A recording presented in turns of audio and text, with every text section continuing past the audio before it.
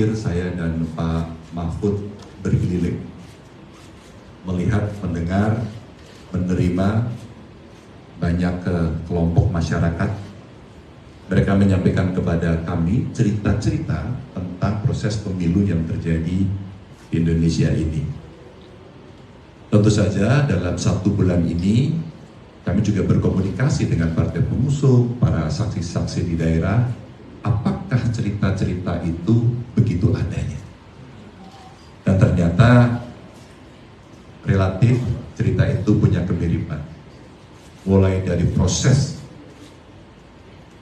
kalau boleh saya sebut seleksi calon capres-cawapres, sampai kemudian berproses pada putusan MK 90, dan pada saat itu awal cerita inilah yang kemudian rasa-rasanya proses pemilu menjadi pertanyaan banyak pihak.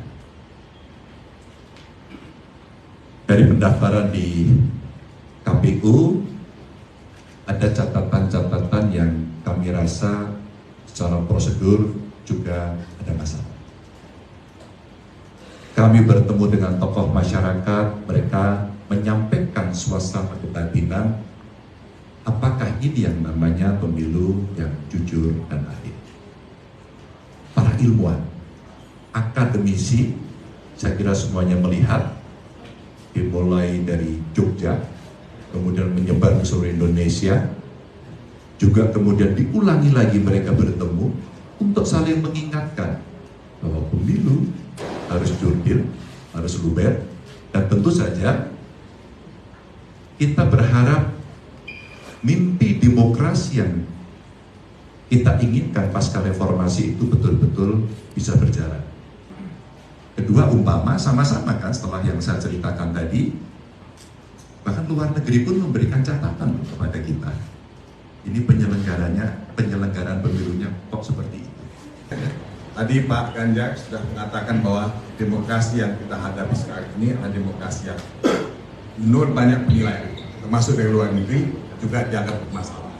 Pak Mahfud juga mengatakan dibandingkan dengan pemilu sebelumnya, ini demokrasi yang banyak sekali masalah. Tidak sama dengan pemilu sebelumnya.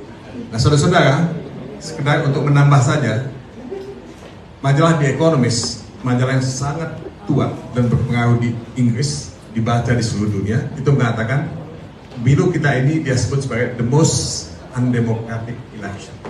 Ini menurut majalah The Economist.